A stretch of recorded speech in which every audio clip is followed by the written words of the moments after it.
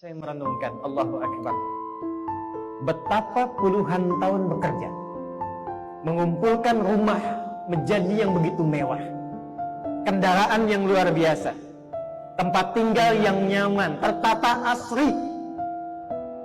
Tiba satu goncangan, semua itu menjadi tidak bernilai. Bahkan sekarang ada orang yang senang tidurnya di tenda dibandingkan ke rumah mewah yang hasilnya dikumpulkan dari kerja keras berpuluh tahun itu.